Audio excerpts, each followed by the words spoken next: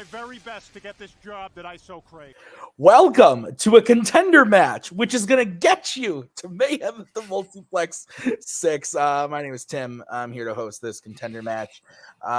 Very excited for this one. This is the finals of our tournament. We've been running through most of the beginning of the year, and we've got the number 3 seed, Cameron Holzmann, going up against the number 5 seed, Caleb Boatman.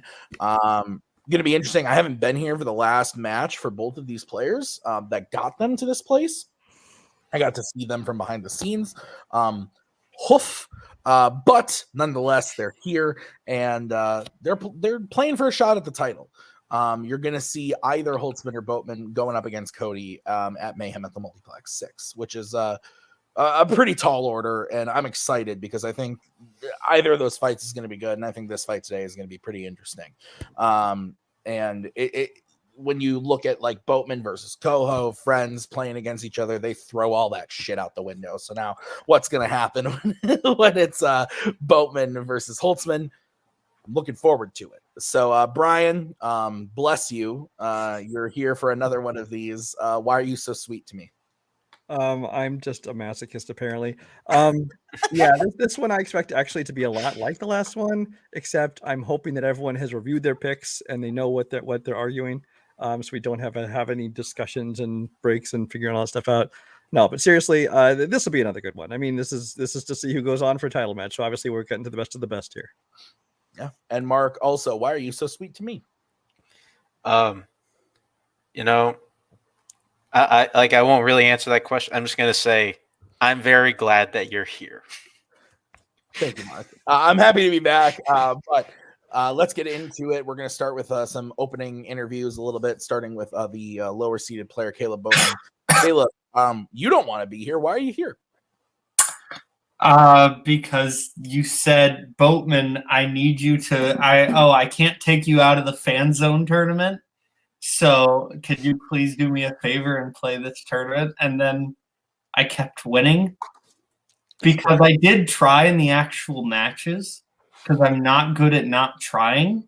That's fair. But, I will say, I think there's a big difference between me and Coho and me and Holzmann. I think sometimes y'all, especially, I'm going to call it out, especially Phoenix Club members, y'all homogenize us a little bit. When Coho's involved and Coho's not involved, there's a big difference in the vibe in the room. I'm part of the video store, but I wasn't talking about you. Brian's the one who said the thing. Isn't Brian not? Anyway. He was used to be a part of that. He's still in those chats. I know. Andrew Parsons. I ran from those as fast as I could. Oh my God. All right. We're going to bring in the higher seed and play the number 3 seed, Cameron Holtzmann. Cameron, welcome to the match. You had to play former champ. I buried the lead a little bit. Boatman did do a lot of pretty good things to get here. He played Brooklyn Vale and won in a 3-0 knockout. Then he went up against Rue after that, who's played for a title. He played against Coho, who played for a title. So Boatman did do some great things to get here. And Cameron, you did as well. The number 3 seed, you went up against Barr, who is a sneaky underrated player in debate. Does not have a record that I think kind of represents. He took you to the limit 3-2. And then after that, you went up against Nazario, again, someone who's challenged for a title, took you to the limits 3-2. And in the last match, Jacoby, former champion of this league, 3-2. So you've had a lot of close calls, but also fantastic wins nonetheless. You're going up against Boatman. How do you think this is going to go? Now, gentlemen of the jury, my esteemed opponent would like you to believe that he tries really hard and is incapable of being bad at this. But I'll remind you that in his last match, he argued a thing he did not pick foolishly and won off of the mistakes of his opponent. I am just a humble country lawyer reminding you of these facts. Objection, hearsay. Argumentative. In all seriousness, no, yeah, like you said, Boatman has had a very strong run coming here. Again, like, as much as I can make fun of him for that last match, he also won a match where he was arguing something he shouldn't have been arguing and wasn't necessarily prepared for, which is terrifying. but at the same time, he has had dominant wins. Every win in this tournament that I've had has been in the speed round. But I think like all of my rounds have been close. I've gone up against top competitors. Boatman is someone who, like was pointed out, the two of us like don't want to murder each other like a lot of different people in our associated group do. But I'm excited to see how this goes. It's sure to be a fun one. All right. Well, then let's get into it. Here's how this is going to work. The players drafted categories. We gave them questions based off those categories, and then they are going to debate them tonight before our very souls. So we are going to give them each a minute to open their argument for the question. They are then going to get a 5-minute free form and a 1-minute closing at the end of the debate. Mark, Brian, and I will write on our handy-dandy boards who we think won that debate. 2 out of 3 votes wins you a point, and the first person to 3 points wins the match. If we need to, we will go to a bonus round if we're tied up 2-2 after the 4 main round questions, and we'll get to the rules of that when we get there if we need to. So, players, any questions as we get into the main debate? No. Is Holzmann supposed to be John Goodman from B Movie? That's, I think, what I was. I'm just a simple country lawyer. I'm Scott Harvey. Oh my God.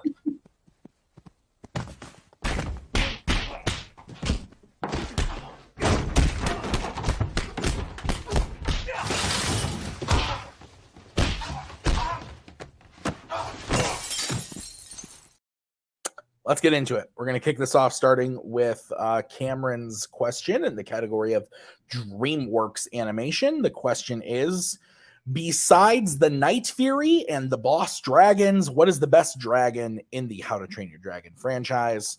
Cameron, you are kicking this one off because you drafted this category. You get 1 minute to open your argument when you start talking.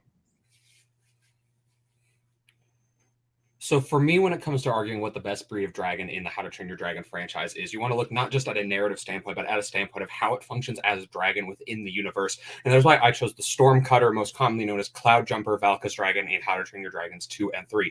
From a sheer performance standpoint, as a dragon, the Stormcutter displays supreme agility due to its X-shaped wings. It has a 180-degree rotating head, and it can shoot fire blasts in the shape of tornadoes that are capable of leveling an entire house in seconds, as shown during the housing raid in How to Train Your Dragon 2.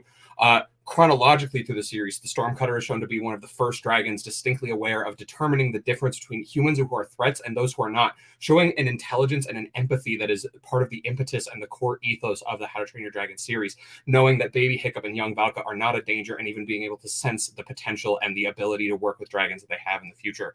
The Stormcutter has supreme abilities in stamina, endurance. It is able to survive grapples with 2 Death Gripper dragons, travel all the way back to New Berk, and also just narratively with its relationship with Valka elevates the story of the series. Time. Okay, we're going to bring in Boatman. Boatman, you now have 1 minute to open your argument when you start talking.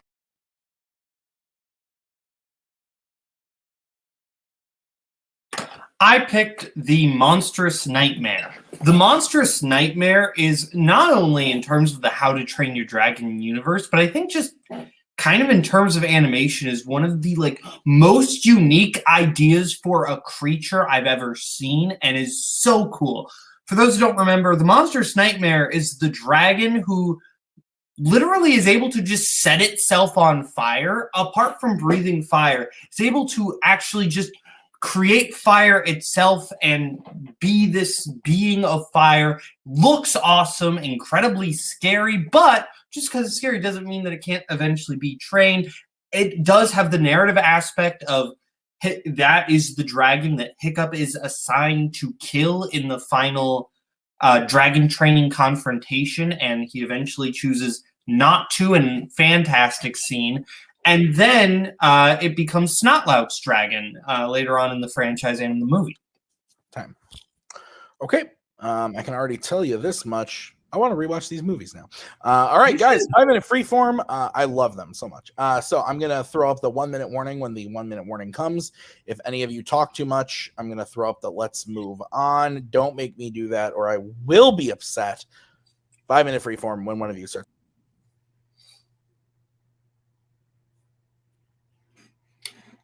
All right. So a dragon that can light itself on fire, while a very interesting visual ability, does not directly aid in its abilities to function as a dragon, does not help it in its terrifying nature of being able to level cities, all the stuff like that. And also it's really undercut when the fact that it's trained, because the moment that dragon is trained, it loses that ability, because you can't exactly light yourself on fire when you have a Viking riding on your back. It just destroys the Viking who's trained you. So first off, it absolutely does increase its ability to level cities, because ultimately, if you're on fire, that building's going to be way easier to knock down when you're on fire at the end of the day, or when the building is on fire, if you can catch that building on fire. So that point makes no sense. And then the other point is that that you made is that the Viking, at the end of the day, the Monstrous Nightmare, you take away that ability, the Monstrous Nightmare is still a big, hunking, scary dragon that I think has awesome flying abilities. So even if you take away that unique factor, and I think you can work ways around that with armor and different things and fireproof armor, that certainly can be done. So I think ultimately both of those factors work in. The Stormcutter is, frankly, I don't think very... You say it's narratively important, but frankly, I don't think it actually is. Sure, it's Valka's dragon, but I don't think it has like the memorability that the Monstrous Nightmare has. See, but I think it does. The relationship between Valka and Cloudjumper, that scene where you see Valka just like standing on top of Cloudjumper in the mask with the staff, is this really cool, great visual that shows dragons can be ridden and tamed in all of these different ways. In terms of your argument about the Monstrous Nightmare being able to light things on fire, every dragon can just light things on fire with their breath if they have a flame-based breath weapon. You say it's great at flying, but it's shown to not be when it's in the cage and trying to leave, because it gets easily distracted and thrown off by loud noises. It struggles to get out of that cage and even get up the walls. And when going at high speeds, it struggles to turn because of its massive weight and just crashes into things. So to go back to your point about the fire, I was using that as a counter argument to yours, because you said it didn't have the ability to level buildings, and yes, it absolutely does. It can also breathe fire, but you were saying that that was a counterpoint to your argument. And I think, again, that's one moment in Stormcutter. Ultimately, that is a dragon, whereas I think Snotlout's connection to his dragon within the franchise, that's way more important. And again, that iconic moment, that you have way more. You have just a few with a minor character who's only in one movie, and really only in about 50% of that movie. I think my character leaves way more of a mark on the actual franchise itself, whereas yours is, frankly, it's just like a best dragon. I think you have to actually have like a big presence within the movie to be one of the best breeds of dragons. The thing is, Cloudjumper does have a big presence. Whenever we are with Valka, whenever we are with Hiccup during the second movie and even in the third movie, we see Cloudjumper is there. He is the leader amongst the dragons in the Bewilderbeast cave, even above the Bewilderbeast itself, this massive monster. From a narrative standpoint, we cannot ignore the fact that Cloudjumper, who is a Stormcutter, is the one who took Valka out of this place, who taught Valka for the first time, and in essence a baby Hiccup at the time, that dragons are capable of more than just destruction. It risks its life to save them from this burning, collapsing building that its allies of other dragons caused, and was the first to take this step to work alongside humans instead of just being this destroying monster that the series wants us to learn dragons aren't, that the Nightmare seems to be. I guess your thing though is that, it's like, yeah, the Stormcutters teaches us that dragons aren't monsters. We get that in the first movie. We get that with Night Fury. So I don't get that. That isn't a big like giant reveal. Wow, dragons aren't monsters. That's the franchise. Like that doesn't make any sense. And while the Monstrous Nightmare is a monster, he is eventually trained. So that doesn't refute your point. It's just you can train the scarier monsters just as well as you can train the non-dragon or the non-scary monsters. So I think that actually narratively, the Monstrous Nightmare being trained is actually a bigger point than the Stormcutter. See, but there's no real significance in why the Nightmare has to be the Nightmare, why it has to be this dragon of all dragons that we see being the one that's trained. It's just one of a handful of random dragons that are passed by on the way to Hiccup becoming this trainer. It is just an obstacle in his way. It doesn't aid him. It's there with his friend where his dragon is forgettable. You don't remember his dragon. You don't remember the significance of him, just that it's there and its powers aren't at full display because of the fact that it's trained. I completely disagree. The Monstrous Nightmare is also the dragon that in the opening Welcome to Berk sequence, that is the dragon that like comes very close to killing Hiccup. So then Time. Okay, Boatman, we are going to start off with you. You have 1 minute to close your argument when you start talking. there's actually something very poetic there, that in the opening sequence, the Monstrous Nightmare is the dragon that comes very close to killing Hiccup as the very dangerous, scary-looking dinosaur, or dragon, excuse me, very scary-looking dragon that comes very close to killing Hiccup. And then we have that great moment where Hiccup chooses not to kill the Monstrous Nightmare. And it's not arbitrary. He's easily the scariest out of all the dragons we have seen thus far, not just because of his ability to set itself on fire, but because of its largess and all these other stuff. He is easily the most terrifying thing. Again, I think the Stormcutter doesn't, outside of the second movie, and again, only about half the second movie, doesn't have that connection to the franchise that the Monstrous Nightmare does. He is Snotlout's dragon, and I think that is important. And again, I think just has that narrative connection there. And I think that's what best is. It's not necessarily coolest dragon. Time. Okay, we're going to bring in Holzmann, who has 1 minute to close his argument when he starts talking. So in the opening scene of How to Train Your Dragon, as much as the nightmare is there and is scary, he's also easily dispatched just by Stoic, a big guy with a hammer and not much else. It doesn't need all these overpowering things. In terms of being the scariest, we are told by the movies themselves that the Night Fury, the Red Death, the Bewilder Beast, the Death Grippers are all scarier dragons than the Monstrous Nightmare as the series goes on. Speaking of Death Grippers, Cloud Jumper as an individual narratively in the third one, where you're saying has no significance, goes on a rescue mission, attempts to save the people, grapples with 2 Death Grippers, dragons who are capable of killing any other dragon with a single poisonous sting, and defeats 2 of them and is still able to fly back to New Berk, deliver information, deliver this rescue mission. The Nightmare is just a showboat. It is the Mick Jagger of dragons. It lights itself on fire to look cool and then doesn't actually pack that much of a punch, just being a showboat because it can. Cloud Jumper shows that he has abilities. He knows how to use them. He has empathy, intelligence. He has this ethos that represents what the series is about. The connection between humans and dragons, and his use and relationship with Valka and his use in the timeline is far more important and better than the Nightmare. Time. All right, we will bring in the judges.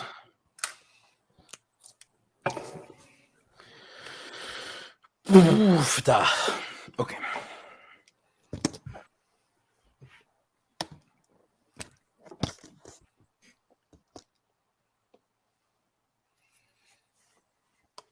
I tried doing more research, but so much stuff is just extended canon that I can't use. Yeah, that's fair. Ask Bowman all about that. Yeah. Judges, ready? Yeah. I thought this was great. I thought the main fight was really good. The openings both kind of explained to me what the dragons they were talking about were.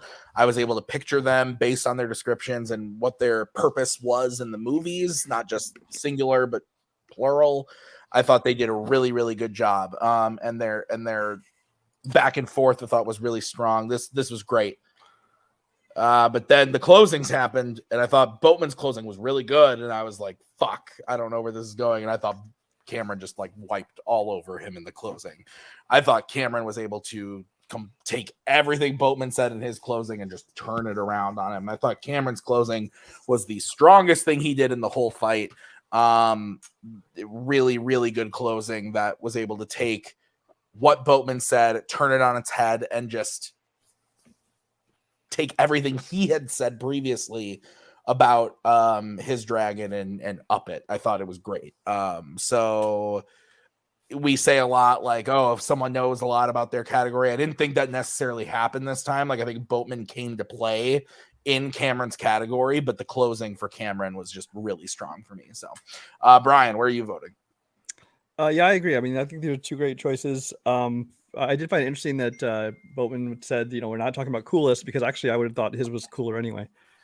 So we got my vote, but this isn't coolest, it's for best. But I agree with most of what you said. I voted for Cameron as well. I think the big CA prepared. Yeah. Well, you did last time. I just wrote. Oh yeah, you're just getting left the first letter. Got it. I think this is another one of those categories where it's just one person's passion for a subject kind of shows through, because he was able to just fire at him with tons of examples, whether it be plot or character development, things like that. And not that Caleb didn't do a bad job at all, just Cameron just kept piling it on though. Mark, your vote doesn't count. Where are you going and why? I'll see if you can see this. Yeah, I also went with holes. Holes. Yeah. Yeah. I don't know. Like, I feel like throughout Cameron, I think meticulously put together this argument. I think kind of at the beginning where he kind of made the argument that the Monstrous Nightmare wasn't that super practical of a dragon. I think kind of throughout, he also did a good job of kind of showing how his dragon, I think, has more of a connection to the franchise. Like, Boatman started to kind of win me over a little bit, at least in his closing, whenever he brought up that hiccup connection. Like, as I didn't remember that was good. Although, I mean, I think Cameron just did this one. Although I will say, like, what does Mick Jagger did to deserve, that burn? For the record, the Mick Jagger thing is a direct quote from Chris Sanders, director of How to Train Your Dragon. All right. Well, Cameron wins the point. We're going to move on to the next question as I hear Ellie scream from the heavens. We're going to move on to question 2. It is drafted by Mr. Boatman in the category of Oscars. And the question is, what is the best classic acting Oscar win from a bad movie? So, Boatman, you get to kick this off. You have 1 minute when you start talking. The Three Faces of Eve is a bad movie. It's very hokey, very cheesy, but somehow is also able to be kind of boring and doesn't really have much going on. It's just this very run-of-the-mill, like, multiple personalities kind of trying to be a true story, but feels a little exploitive and isn't really actually trying to be accurate. So it's both boring and is kind of goofy, but not in a fun way. That being said, Joanne Woodward absolutely kills it. She has to play 3 separate, distinct personalities of the same person, and she absolutely sells every single one, making them feel like different people, even though we know that they are just one person. And even though it's a bad movie, it is a phenomenal performance from her, and she deserved her Oscar. Fine. Okay, we are going to move over to Mr. Holzmann, who gets to kick off his argument with his 1 minute opening when he starts talking.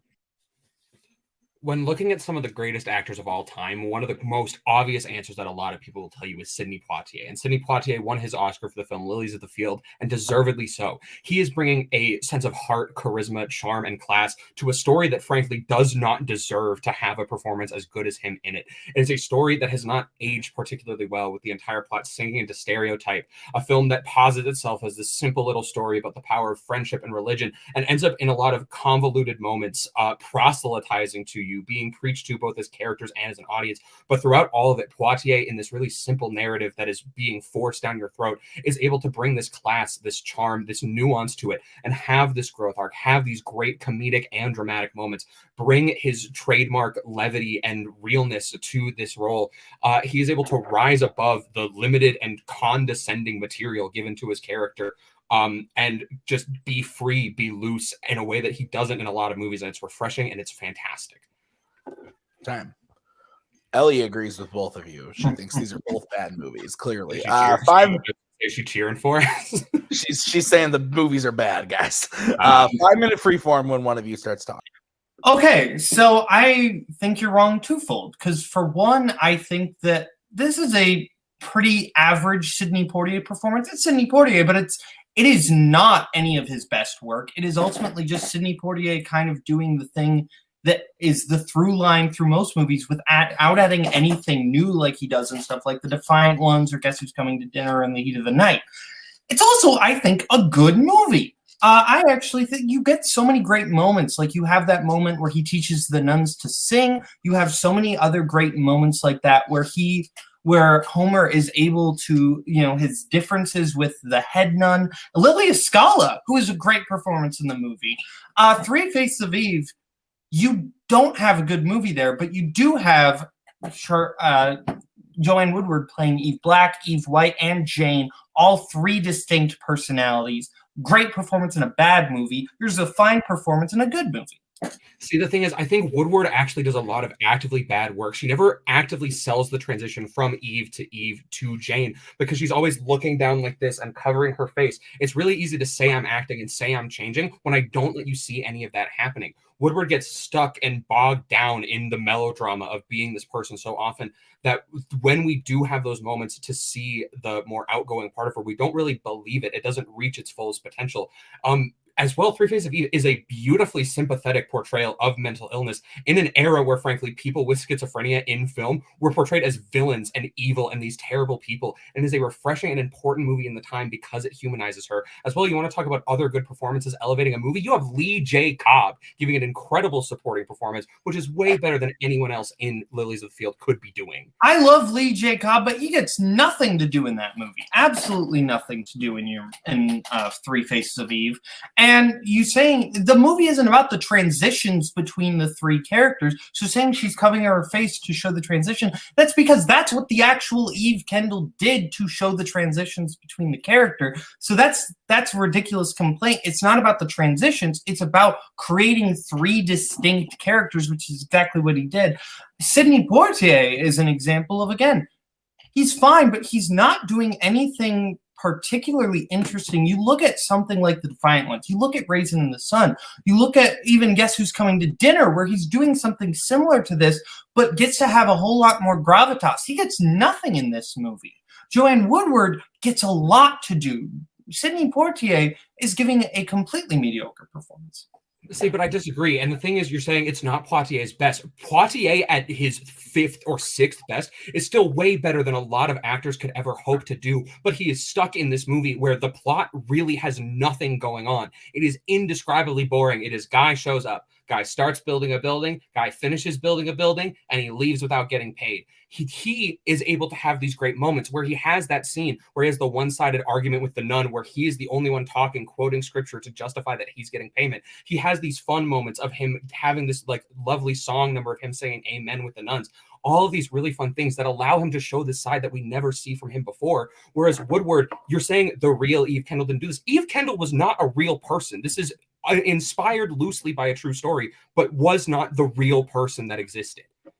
So go back to what you were saying. All those moments that you were talking about, those are things in the script. The singing with the amen with the nuns, all of those moments that you are talking about, those are things in the script of Lilies of the Valley. That is not something that Portier is bringing to the table. You didn't talk about any way in which he does it. You are just talking about things that the character does. That's stuff that has to do with the movie. I was mistaken. I believe that Eve was based on a real person. At the end of the day, though, I still think the film isn't about the transition. It's about the individual characters that she makes within the thing, and she's able to create, this very seductive character, this very meek character, and this kind of different and more in between character. I think she's able to craft these three different personalities. Whereas again, I think Portier is not doing anything new that we haven't seen from him, and frankly shouldn't have beaten Paul Newman, who was much better in the same year.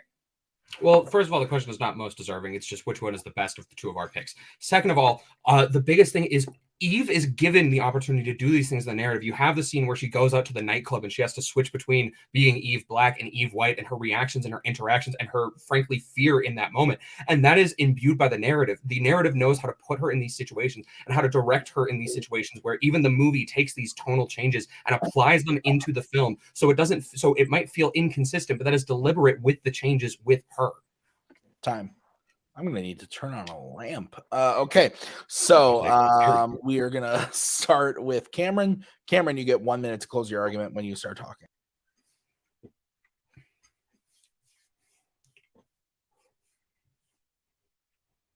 The thing that makes Poitier's performance the best Oscar win in a bad movie is that his performance is elevating the movie in a way that, frankly, no one else could. And it's doing something different that we haven't seen from him. We get to see this charisma that isn't just the stiff Sidney Poitier that we saw a lot of the time in movies beforehand.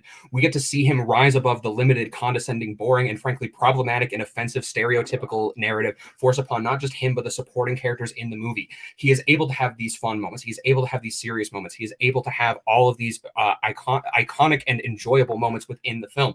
The problem with the Three Faces of Eve is that Joanne Woodward is not selling the whole point of the movie, which is she is constantly changing between the back and forth of these things. And as much as we see person A, person B, person C, we rarely get the idea that all three are the same because we do not see her transitioning between them. The movie does its best in every way to justify it and make it work by giving these narrative shifts, these score-based shifts, these directorial shifts, and giving her these narrative situations in which she could display that performance, but she actively undercuts them at every moment. Time. Okay, we're going to move over to Boatman. Boatman, you have 1 minute to close when you start talking.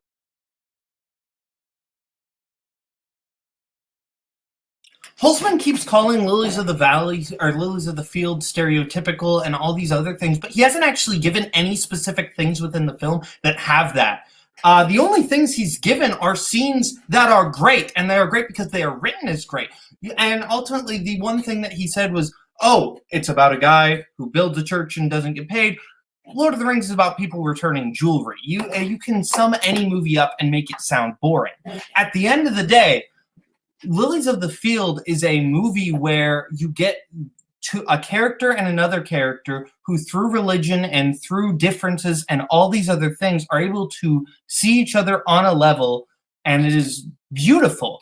Three Faces of Eve, I don't know what Holzman's talking about these directorial changes. They're not in the movie. They're not there.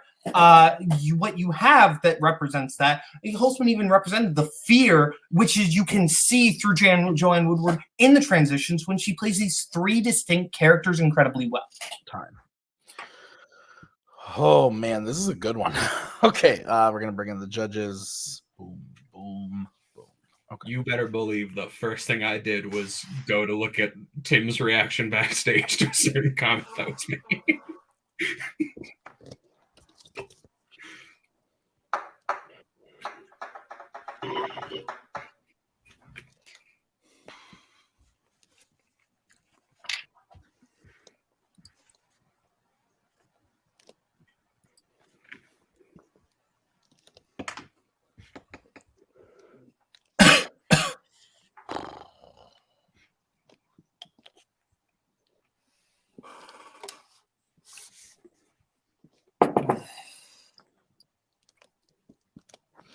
All right.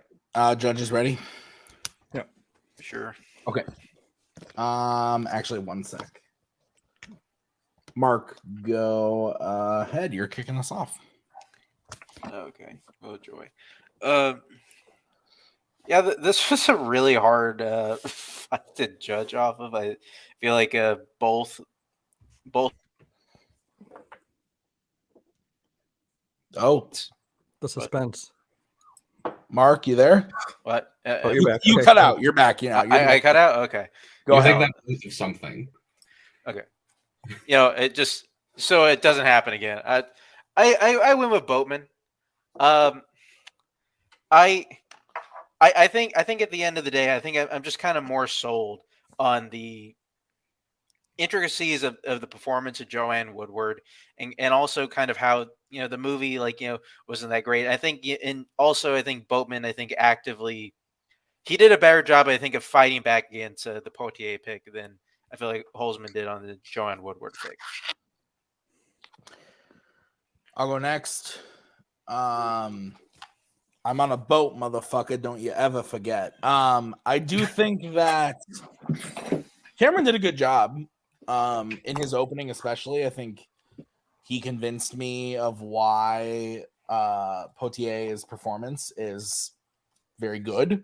But I think Boatman was able to kind of tell me why the whole movie is actually pretty good. And I think that Boatman especially was able to kind of, like Mark said, the complexity of the performance in a bad movie. Cameron was throwing out like, no, it's these other things that are making the movie good. It's not necessarily the performance. And I thought Boatman did a really good job of kind of explaining like, no, it's just the performance. But both movies I'm actually interested in watching now. So thank you, gentlemen. Tim, let me tell you, no, you are not interested in watching Three Faces of Eve. I absolutely am. The performance sounds really good. I mean, or the performance. The performance is very good. Brian, your vote doesn't count. Where would you go and why? I have not seen either movie. I left trivia so I wouldn't have to watch movies I don't want to watch. So yeah, going strictly by the debate. I don't think that Boatman did a very good job of promoting or why his answer was the best, but I thought he did a much better job of why Cameron's wasn't. So I also voted for Caleb. I think that he did a great job of attacking, why his was actually a good movie, and he really won some points from me when he kept saying, really the things that he's brought up aren't the acting, it's the script. Yeah. Okay. Now let the record state, I had not seen a performance that I thought was a good answer for this question, and I figured this is the best I had. Cameron, I'm going to start muting you. My God, Cameron, please keep it down. No, I'm just kidding. Okay, so Cameron, we're going to you now. Ellie, I'm sorry. Okay, we're going to your question next. So you get to talk first. And the question is, in the category of musicals, things I enjoy, what 21st century musical would have been better as a non-musical film? So I guess we're not talking about musical. So Cameron, you get to kick it off. You have 1 minute when you start talking.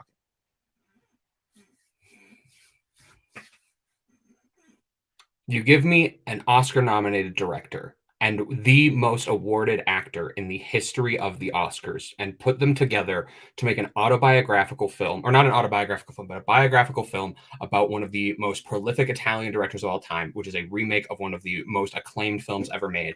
And that movie you have is Nine. Nine as a film, frankly, does not work because of the musical numbers. It is a film full of a cast that cannot sing with one standout of Marion Cotillard, and it fails to utilize them in any way. It has musical numbers that bog it down, that are frankly annoying, pointless, and waste all of our time. But if you take those musical numbers out and you give us this honest and true portrayal of a director recounting his own life from an Oscar-nominated director who has made Oscar-winning movies about show business, from an actor who has shown that he has all this range, and you surround him by Judi Dench, Penelope Cruz, Nicole Kidman, Marion Cotillard, and Sophia Loren, and you give me an ensemble, a story, and a cast for the ages in a beautiful and great dramatic film. Time.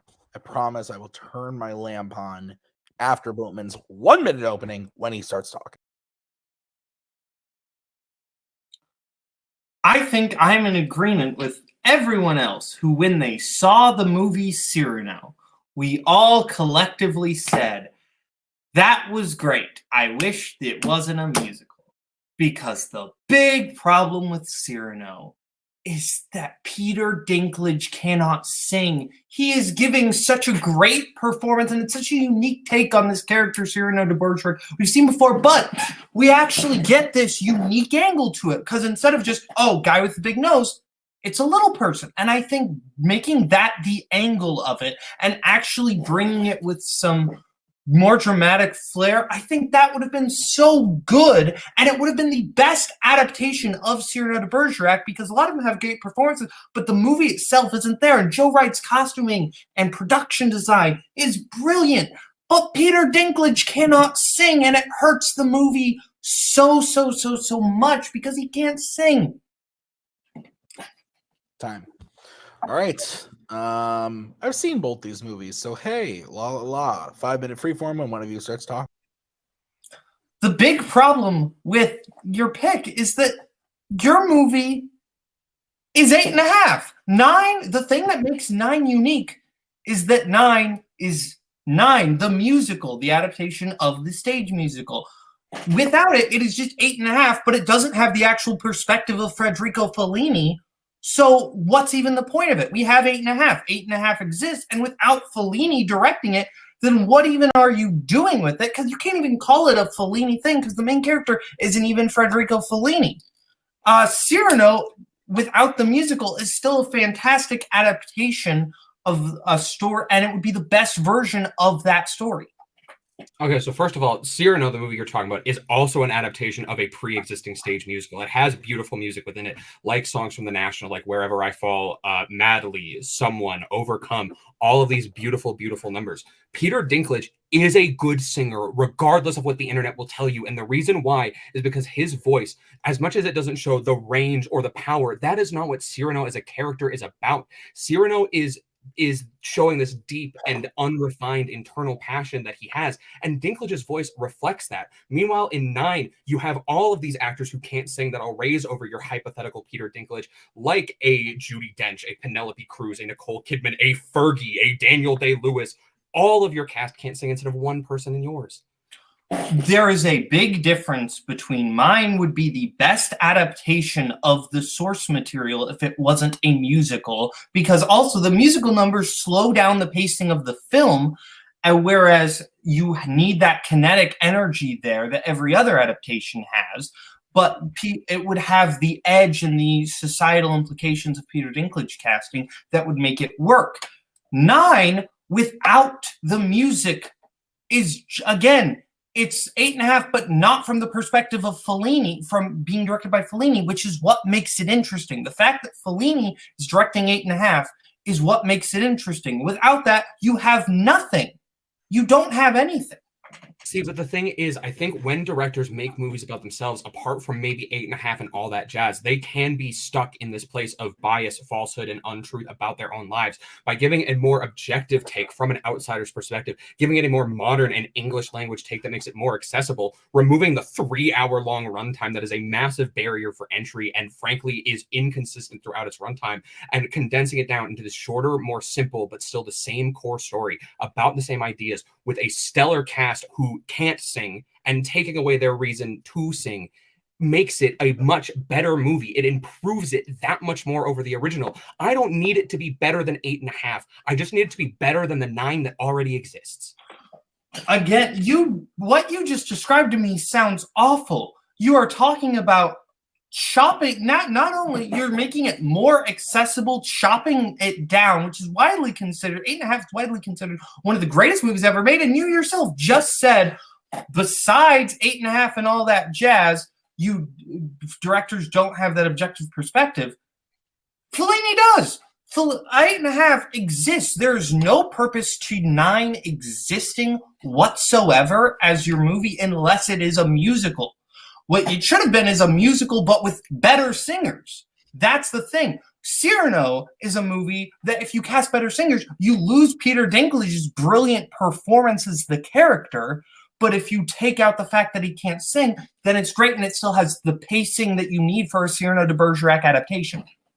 The thing is, the heart of Cyrano as a film and as a story is it is all about the poetry and the passion and the heart from it. And in modern society, the most accessible form of poetry that anyone will tell you is music, is that verse. And you said earlier, like, it needs those fun, witty moments. He has those fun, witty moments. He has the takedown of these gestures at the theater. He has these one-on-ones with Christian and with all of his other soldiers and everything like that. He is able to maintain that energy. And again, his singing is better than you are saying. It is exactly what the character needs. It shows the ethos and the pathos of that character, this unrefined passion that comes out no matter how much it might not be perfect, but it is exactly what needs to be said in that moment. The wittiness and all of those things, those come from the non-musical moments. Those are not the musical moments. Those are the non-musical moments. All of the interaction with the soldiers, that's the non-musical moments. Again, you make that a non-musical and you're not losing anything. In fact, you're gaining stuff. And again, you can argue all you want about, oh, it's a representation of the character. But no, it isn't. It just simply is not. It sounds bad. You can argue, oh, Javert sounding like he's gargling rock salt is a representation of that character being irritated, but that doesn't mean that Russell Crowe is good in Les Miserables. It's still a bad version of that, and it doesn't work. And a Cyrano that is just the best Cyrano adaptation is better than the worst 8.5. Time. Okay. We're going to kick it off. The closings with Boatman. 1 minute closing when you start talking.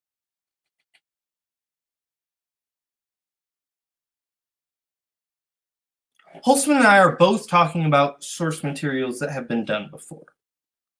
Holzmann's source material is a butchering of a brilliant, beloved, considered one of the greatest films of all time, and making it without taking away the point of order, which even Holzmann said was an objective viewpoint of Fellini's direction, which is what you need to make that movie work and interesting because it is Fellini's perspective, and essentially just chopping away and taking away everything that makes it interesting in one of the greatest films of all time.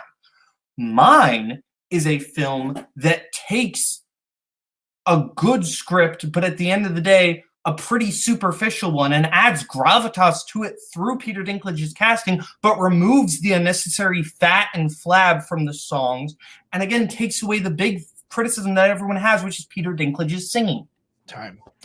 Okay, we're gonna move over to Cameron, who has 1 minute to close his argument when he starts talking. Cyrano is an adaptation of an already existing musical that is widely praised for its music above all else, with music by the same people who made music for films like Once and Begin Again.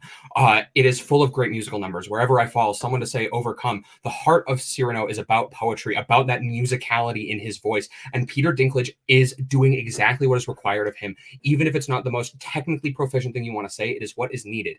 I do not need to pitch you that 9 is better than 8.5. That is not what this fight is. I need to pitch you that getting rid of Be Italian, getting rid of Fergie singing, getting rid of Kate Hudson doing this while singing about movies for 5 minutes is bad, and that getting rid of it makes it better. Taking away Judi Dench being unable to sing, Nicole Kidman being unable to sing, Daniel Day-Lewis being unable to sing, and letting Daniel Day-Lewis, Nicole Kidman, Judi Dench, Penelope Cruz, Sophia Loren all just be powerhouses in this story about the power of cinema, the fall and rise of a director when he is stuck in the hardest moment of his career from an Oscar-nominated director. That sounds far better than what we got. Time.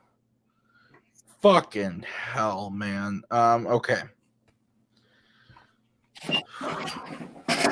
Ah, fuck, I forgot one of the things I wrote down that I was going to say. Shit.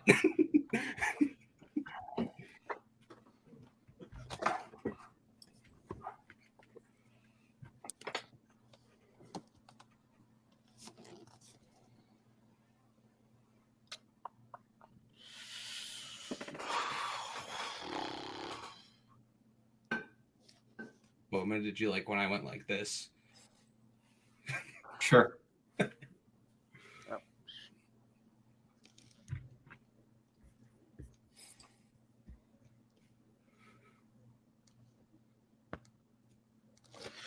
Okay. Brian, you're good. Mark, you good? Yep. All right, Brian, you're kicking us off. Yeah, for me, I thought that one person definitely took away, that was Holzmann. I think that he did a good job of pitching me why Cyrano was actually a good movie as a musical, and how the songs and stuff, supported it. Both movies have people who aren't great singers, but his just wasted such a great cast, a great director. The musical numbers are what bogged it down and made it as boring as it was. All right, Mark. Yeah. I think the better way to do this is just to reveal first. I went with Cameron. I'll be very honest. I was fully prepared to give Boatman the point, and then Cameron had his closing and kind of shut down pretty much any kind of reasoning for why I would have gone with Caleb. Like I feel like at the end of the day, I think he pretty much excluded. Like at the end of the day, 9 maybe kind of a shitty musical, and at least if you take it, the singing probably is better, and just kind of went on that tirade, and that kind of sealed it for me. All right, my vote doesn't count, but I actually went with Caleb. I thought that Caleb's whole thing about like a great version of Cyrano versus like a shitty version of 8.5, that kind of worked for me. Maybe I'm cuckoo for Cocoa Puffs, but I haven't been here in a while. But I thought it worked really well, and I thought Boatman did a really good job of explaining why that 9 actually is super interesting, and the stuff going on in the movie is good, and maybe Holtzmann just has it out for Rob Marshall. He didn't say that. I never named the Oscar. I'm interpreting that myself, but also, to be fair, I think Boatman did a very good job of explaining why this is maybe the best version of Cyrano if there wasn't music. And I thought Boatman was like, or I thought that Holtzmann's only counteract was like, no, Peter Dinklage can sing. The internet lies. I was like, it didn't really work for me. So I thought Boatman had it, but that's why we have 3 judges.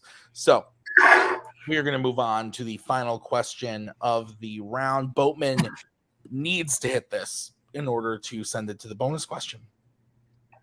Oh, it's in the category of Disney animation. And the question is, which pre-1982 non-segment Disney animated film is the most boring? There's a few to choose from, gentlemen. So we're going to kick it off with Boatman. Boatman, you have 1 minute when you start talking. The Many Adventures of Winnie the Pooh is a movie where nothing happens. Nothing happens. There is no antagonist. There is no central story. There is nothing. It is just a bunch of things that happen. That is what that movie is. And there is nothing. Like, there's wind. Pooh wants honey. This happened. Nothing. Nothing. No central conflict. No interesting no interesting things to care about. There is nothing in the movie. It is a hangout movie. That's what it is. It's a hangout movie. There is nothing that happens within the Many Adventures of Winnie the Pooh. It's just, here's what's going on in the 100-Acre Wood. There is no plot, no nothing. It is completely and utterly boring because nothing happens in the movie. Time. Okay. We're gonna move over to Holzmann. Sorry. Holzmann, 1 minute when you start talking. If I turned on Animal Planet and spent 77 minutes sitting and watching videos of a deer doing nothing except for hanging out with other animals, I think most people would agree that I wasted my time watching something that's pretty uninteresting. And that's the whole plot of Bambi. It is deer is born. Look, he got animal friends. Oh, his mom's dead. Oh, he's old. He's got kids. Oh boy, a fire. And that's the whole movie. They try so unbelievably hard to make things that are not interesting to the point where they make up stupid words like Twitter padded to get you interested in the fact that a deer is a little bit horny. The only attempt at an interesting scene is when there's a fire and it constantly cuts away from the fire. Oh, they're going to jump over a waterfall. Let's cut to the bottom of the waterfall. They are moving at the same slow, jaunty pace that they normally move while this fire's going because our animators can't make things fast. Its only attempt at interesting moments involves small animals moving slightly faster than small animals normally do, and that's boring as shit. Fuck, kill me. Sorry, I'm not supposed to break the serious character, but that was funny. Okay, Bambi, Many Adventures of Winnie the Pooh, 5 minute freeform. When one of you starts talking. Yeah, so I think you're completely mischaracterizing Bambi because, again, beyond that, you have Bambi's mom dying, which if that was a boring, insignificant moment where nothing happened, then it would not have traumatized generations of children. That, like, Bambi's mom is like the meme death. Everybody was like, that was terrifying. That traumatized me as a kid. Like, Bambi's mom dying and the scene leading up to it where the birds are like flying, that is something interesting that happens. Bambi's mom gets shot and then you do have the fire, which I think is intense and terrifying and scary. And you have the jokes in the beginning, but again, you have a third act climax. Your movie has a climax. Many Adventures of the Winnie the Pooh has nothing. See, but the Many Adventures of the Pooh does have something. It has these three very distinct independent stories. You have this really heartwarming story of Tigger attempting to find someone to be with, going around, seeing all these people, and finding the bond in Rue, this young child of all places, and then getting stuck in this tree. And the movie does something really fun and interesting, where how does he get out? The narrator has to tilt the book, and he can crawl off. You have these musical numbers, like the wonderful thing about Tiggers. You have the musical number about Heffalumps and Woozles that is reminiscent of Pink Elephants on Parade, where you have these cool, weird visuals that are honestly a little bit weird and scary at times. Bambi's mom dying, an animal dying is normal. We're acting like Bambi's mom getting shot is the super interesting thing. Deer get shot all the time. Animals get shot. Duck Dynasty ran for 11 seasons, and that's all that show was about. It's boring. Okay, so you're saying, oh, animals get shot. But at the end of the day, I mean, characters die. Yes, people die in real life. By that logic, any death that happens in a movie is uninteresting. That is your logic there. Death is a real thing, and the fact that this is really the first Disney movie to actually confront not having a character come back, but an actual death and have a character whose mother died and grappling with that grief, and then have a really somber moment when the father comes up to him. It's like, your mother's dead. Like, that is so intense. At the end of the day, you described like 5 minutes of the many adventures of Winnie the Pooh. Like, it's nothing actually happens in terms of the plot. My movie has a climax. Your movie does not have a climax. Your movie just has a bunch of things that happen. That is what happens in your movie. Just a bunch of things with no purpose. It's boring because there's no connective plot narrative thread. Okay, the thing is, like you said yourself, Winnie the Pooh is a hangout movie. It's a slice of life movie. And I happen to know that a lot of people, yourself included, love slice of life as a genre. You don't need conflict and antagonists and all of this to make a movie interesting and fun to watch and not boring. You just need characters that you enjoy spending time with. I enjoy spending time with Tigger, this fun, bubbly, energetic person. I enjoy spending time with Piglet, this awkward and anxious and shy individual, but who learns to try and come out of his shell and is put through these terrible circumstances, like a flood that washes away his home and he goes over the edge of a waterfall. Pooh is this fun character who gets stuck in these funny situations. Owl is this arrogant know-it-all who gets hoisted by his own petard at points. These interesting characters make the movie interesting because I enjoy spending time with them instead of these boring animals with no real personalities. I mean, people love Thumper and Flower. Like, Thumper and Flower are very fun side characters. Flower, you have this skunk who doesn't quite realize that he's a skunk, and I think Thumper, you got this cocky little kid going on who then becomes a cocky adult. I think you have all that going on. At the end of the day, the question isn't worst. The question is most boring, as in least amount of things that actually happen within the movie. In Bambi, you have the fire, you have the climactic stuff, you have interesting things that I could tell you. In the Many Adventures of Winnie the Pooh, you just have things that are happening. That is what it is. The thing is, there are things that are happening in the Many Adventures of Winnie the Pooh that are fun and interesting, not just narratively, but visually. You have these fourth wall breaks. You have these moments of the storm, of people going over. You have Tigger getting stuck in the tree. You have Pooh getting stuck in the wall, which is a very funny and really enjoyable to watch moment. You have the Heffalumps and Woozles scene, like I said, that is both visually, musically, and narratively interesting, where Pooh is having this entire nightmare. Bambi, you waste a lot of time meandering throughout the woods, watching deer who don't talk, not talk, and then waiting for something to happen. Sure, one character gets shot and there's a fire that's not very well animated, but that is nothing compared to all of the characters and the moments that the Many Adventures of Winnie the Pooh brings to the table with its story. At the end of the day, you have things that actually happen within the movie. At the end of the day, you can have interesting people talk, but that's still boring. It's a bunch of things that happen. At the end of the day, Bambi is a movie where things actually happen. There is a climax. There's a narrative structure and an arc and all those things. And you have songs. You have Love is a Song, which is an Oscar-nominated original song, which there is not one in the Many Adventures of Winnie the Pooh. All right. We're going to kick this off with Holzmann. Holzmann, you have 1 minute to close your argument when you start talking. The thing that makes a movie boring is the fact that I am sitting there and I'm not enjoying my time and I would rather be doing anything else because the things that might be happening are not interesting. And when those things aren't happening, there isn't anything happening. And that is Bambi. The few moments where something is happening, frankly, I am not interested. It is not animated well. It has not made me interested. And the characters, Thumper and Flower, are ancillary side characters who frankly don't have definitive personality traits that I care about, remember, or empathize with.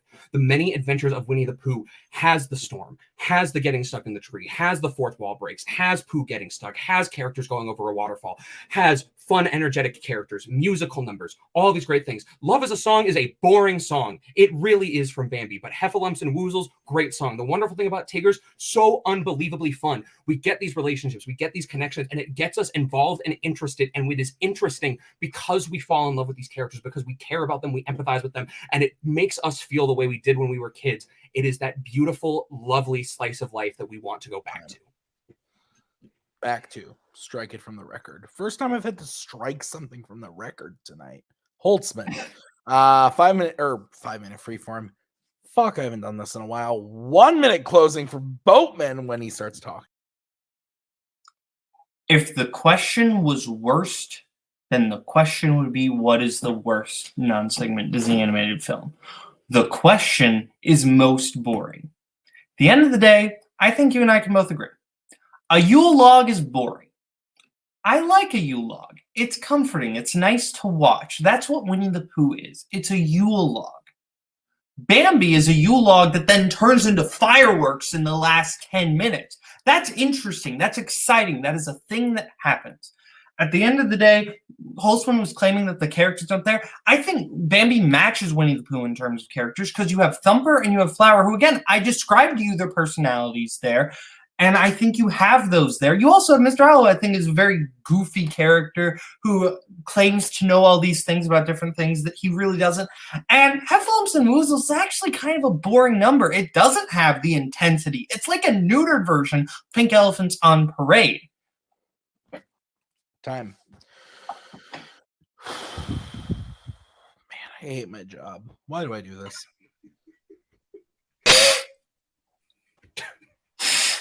What a time to be on screen. Oh my god. All right.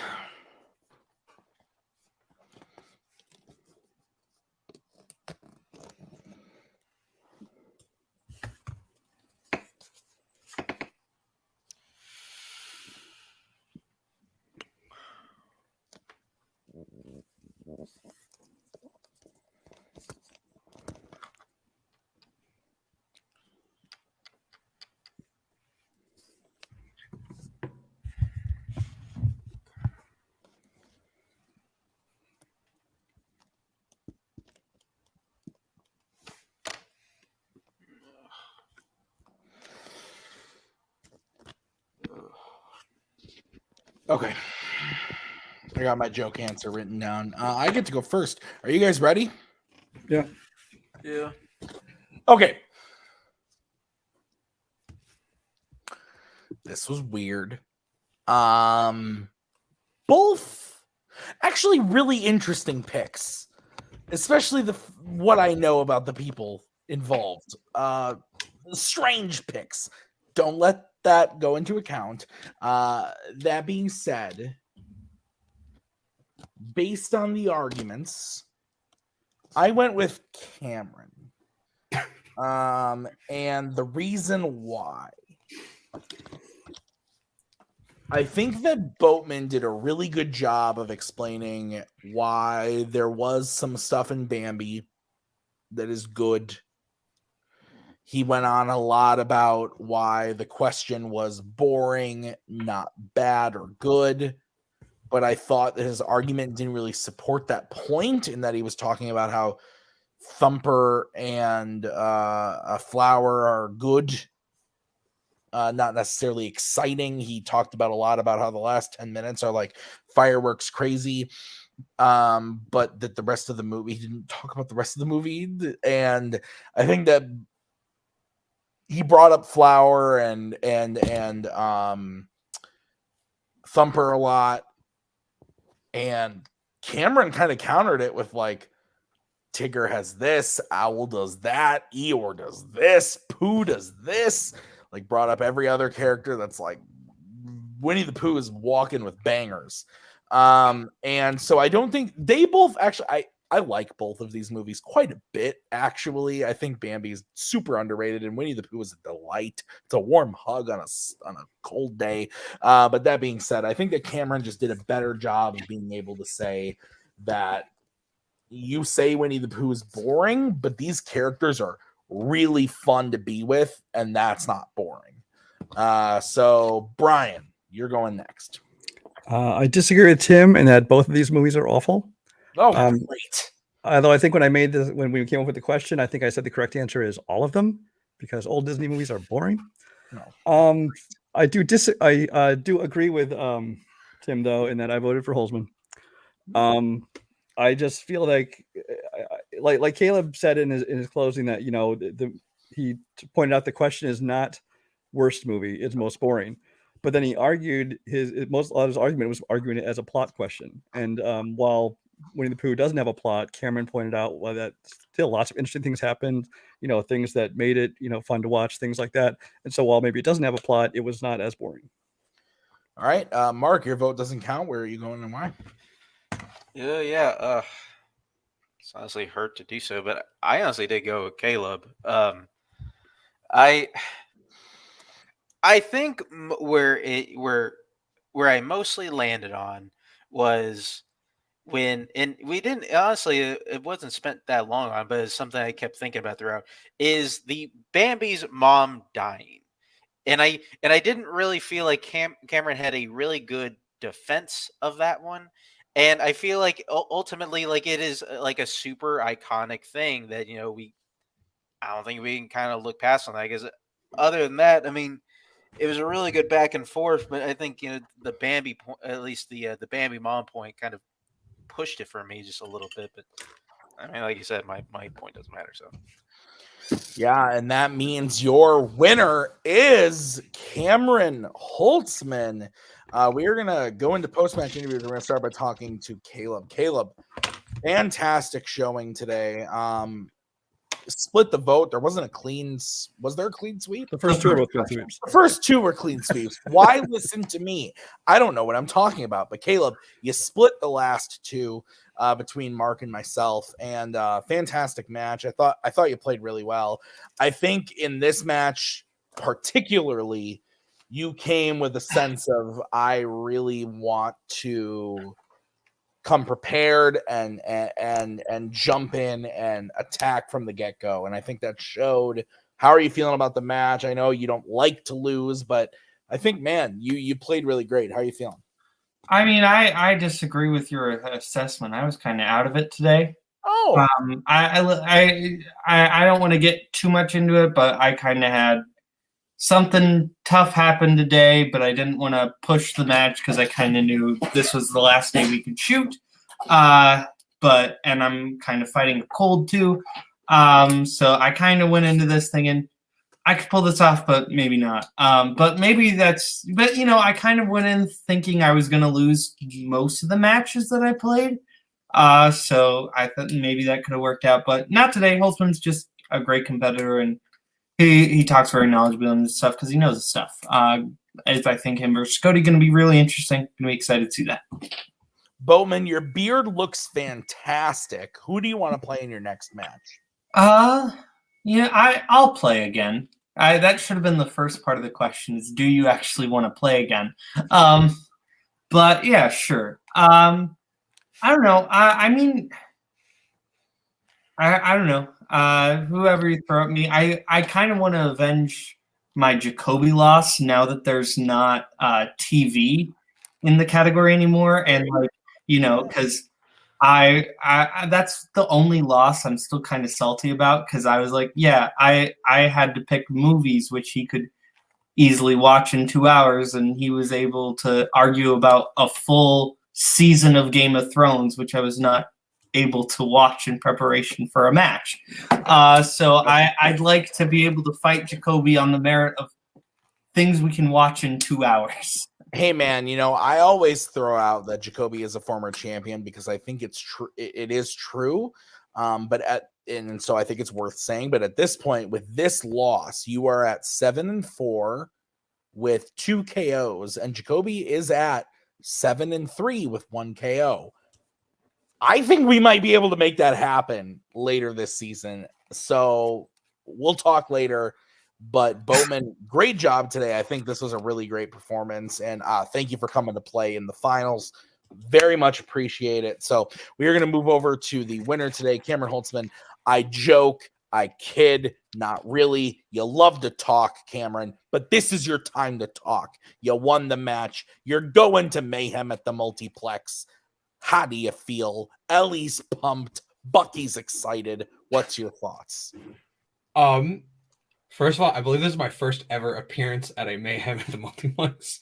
I have appeared at the year-end event once, and otherwise, I think that's the only time I've ever appeared in one of our special event things. Game of Factions. So that's pretty fun and cool. Yeah, no, I will fully see you. I do like to talk. But that's what debate is. It is competitive talking at each other. And so I think I've proved myself to be quite good at it.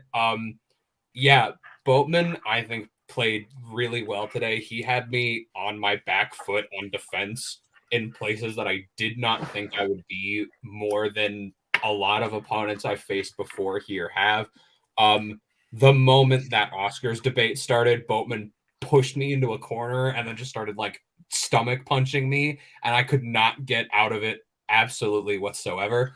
And then yeah, I was able to pull it back. Yeah, I feel good. Three Faces of Eve is a very mediocre film, and Boatman absolutely has the more correct pick, having not seen the movie, and deserved that point. Yeah, it was good. I'm excited to see what me v Cody looks like, because that's going to be something. Yeah, yeah, figure it out what it's gonna be. We're doing it soon because you're playing Cody at Mayhem at the Multiplex 6. And I'm excited. I think it's gonna be this crew. I would imagine it's gonna be this crew, me, Brian, and Mark. It might be me, Brian, and Kirk. We'll see what happens. But I can pretty much guarantee it's gonna be me and Brian. And I'm pretty excited for it. I think you and Cody is a very interesting debate. Cody has a very interesting type and style of debate, and you do as well. And you've gotten close to this before, but you haven't. Third contender match, I believe. What's that? This is my third debate contender match, I believe, and I finally won. Third, I know it's at least the second. I didn't know. I think, or I might be wrong about that. I think it's the second. You played Rue, and then you played Boatman. But no, me v Robert was to get to a contender. You're right. Yes. But I am very excited because I think that it's shaping up to be a very exciting debate. Cody is someone who, preps a lot, very pumped. You are someone who preps a lot, and Cody has been off a bit since his debate against his last debate against Kirk. You are going to be his first shot at a defense. Thoughts on that? Do you think you can take it from Cody? I think I can try, and I will say no more than that for fear of the wrath of the man himself.